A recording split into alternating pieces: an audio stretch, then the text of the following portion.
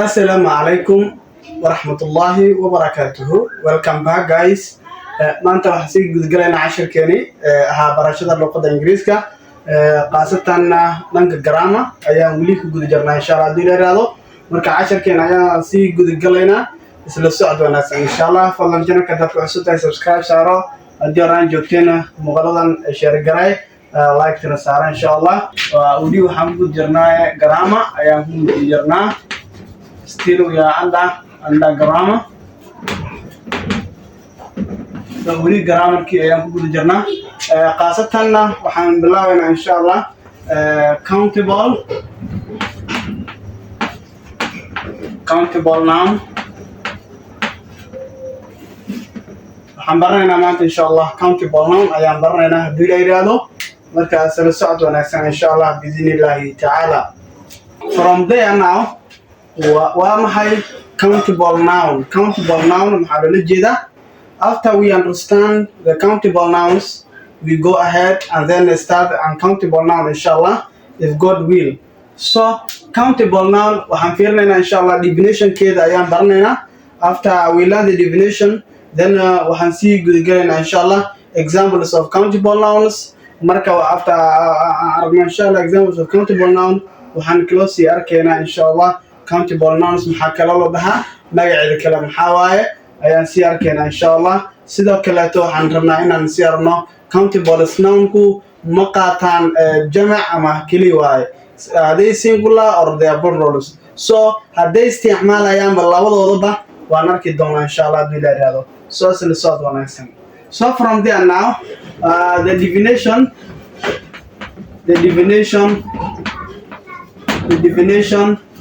of countable nouns. Definition of countable nouns. Waa maxay qeexitaanka magaca la tirin karo? So countable noun waxaan dhahnay waxaa la yiraahdaa magaca la tirin karo oo la dhihi karo 1 2 3 4 5 la dhihi karo ayaa waxaa la yiraahdaa countable noun. Waayo magacaas hadii aan la tirin karin aan la ogaan karin intuu ku kooban yahay ma dhihi karno waa countable noun. Laakiin tiradooda hadaad ogaan karto oo aad xisaabi karto dhihi karto 1 2 2 3 dhihi karto they are countable nouns now. Marka definition waxaa la yiraahdaa waa qeexitaan waa maxaa loo qeexaa? What is the definition of countable nouns? Waa maxay qeexitaanka loo qeexi karo magaca la tirin karo? So waxaan leenahay these are nouns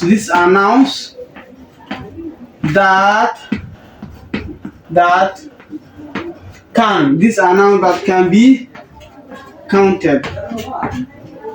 These are nouns that can be counted and the text or take bull rolls.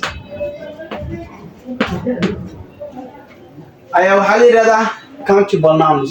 Waxaan dhahnay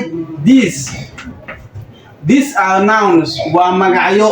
These are nouns waa magacyo that also can be counted la tirin karo oo la dhihi karo 1 2 3 4 5 6 la dhihi karo anda iyo take waxayna qaadataa bull roll. Sidoo kale waxay qaadataa bull roll marka leeyahay waxa waayo jamac ay qaadataa.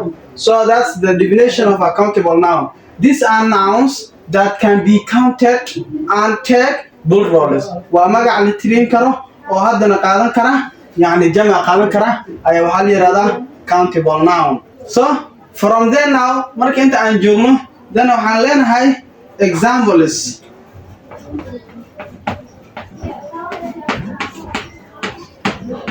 of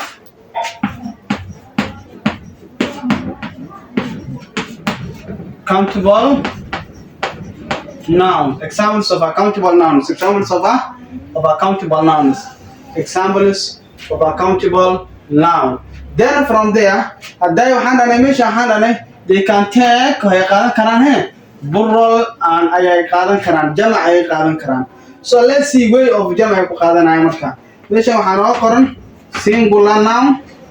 Meesha waxaan noo qoran singular noun ayaa noo qoran ayadoo kaliya. Meesha waxaan noo qoran plural plural noun.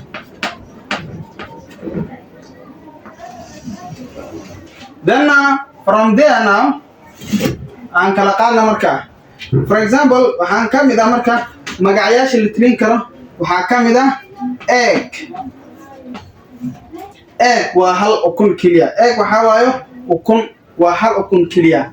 Marka hashaas ukun ayaa waxaa rabnaa marka inaan ka dhigno ukumo badan soo maha. Then pluralkeeda waxaan dhihi karnaa eggs. Waxaan dhihi karnaa what?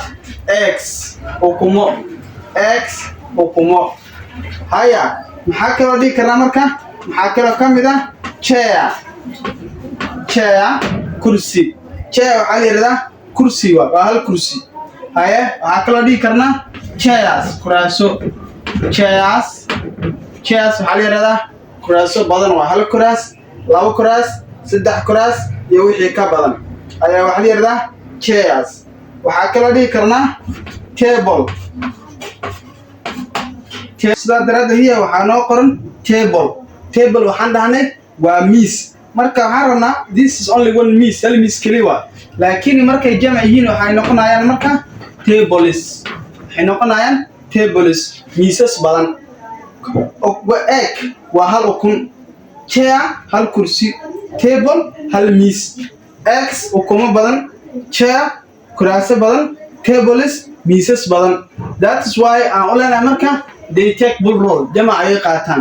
marka other examples now waxaa kala ka mid ah number 4 waxaa kala ka mid ah timber. Timber waxaa la yiraahdaa waa alwaax. Timber waxaa la yiraahdaa alwaax waa. Timber waxaa ka mid ah marka timbers. Timber waa timbers. alwaax hal alwaax waaye alwaaxyo badan. Timber waa alwaax. Timbers alwaaxyo badan. number 5 waxaa kala dhihi karnaa banana waxaa waayo hal moos keli waay. banana waxaa waayo hal moos keli waay. laakiin waxaan rabnaa moosas badan inaan dhahno. then we say bananas. moosas badan. bananas waa moosas badan.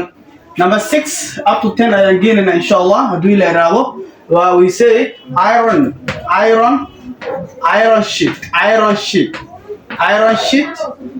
sheet waa jingad hal hab waa. iron sheets jingado badan. jingado badan. hodhow magacan wuxuu noqon karaa compound noun. hodhow meeshan waxaan isticmaali doonaa marka gaarno insha Allah compound nouns magacyaasha laisku keenay markaan gaarno ayaan isticmaali doonaa insha Allah hadduu ila iraahdaa. so iron sheet waxaan dhahnay waa jingad. iron sheets waa jingado. sidoo kaleeto we have boat. waxaa la yidhahdaa dheri ama ashuun saa u garanayso waa boats waa dheriyo. boats waxaa la yidhahdaa dheriyo badan. boat waxaa la yidhahdaa baalka biyaha lagu shubto ama dadkii hore waxay u isticmaali jireen inay wax ay ku karsadaan. just like this is called a pot. this one is called a pot. so pot waa dheri pots dheriyaal badan ama ashuun badan is called pot. haya number 8 let's say number 8 waxaa ka mid ah number 8 book. markaan leenahay is only one book hal book keli waa. laakiin markaan dhahno books waxaan leenahay buugag badan. book markaan leenahay only one book hal book keli waa. books markaan leenahayna waxaa waayo buugag badan oo tiradooda badan waa. number 9 waxaan dhihi karnaa pen waa hal qalin. haddana here we have pens qalimaan badan. number 10 tusaale kale waxaan soo qaadan karnaa potato markaan leenahay keliya waa hal xabo oo baradhaha. potato waxaan dhahnaa hal xabo oo baradhaha. then markay badan yihiin waxaan dhihi karnaa potatoes baradho badan. so these are marka waxaa waayo the singular and plural of countable nouns. the singular and plural of countable nouns waa intaan.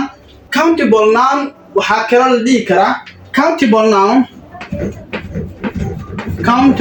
countable noun can also be called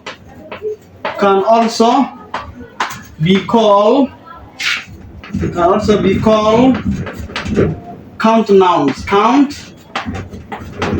nouns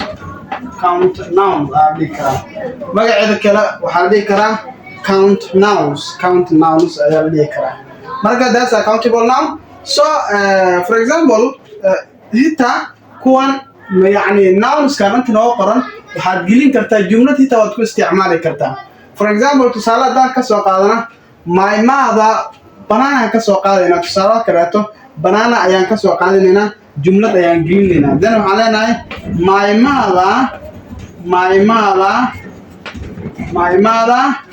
bought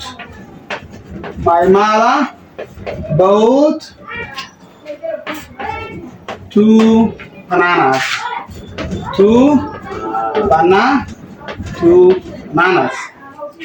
My mother bought 2 bananas. يعني hooyadeydii waxay soo gaday 2 xabo oo baradho ah. Sorry, 2 bananas laba xabo oo moos ah ayay soo gaday hooyadeydii.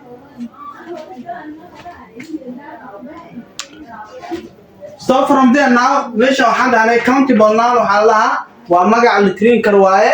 Sidoo kale toontan waxaan ka soo qaadanay countable noun sidoo kale waxaa la dhihi karaa count nouns magac la tirin karo.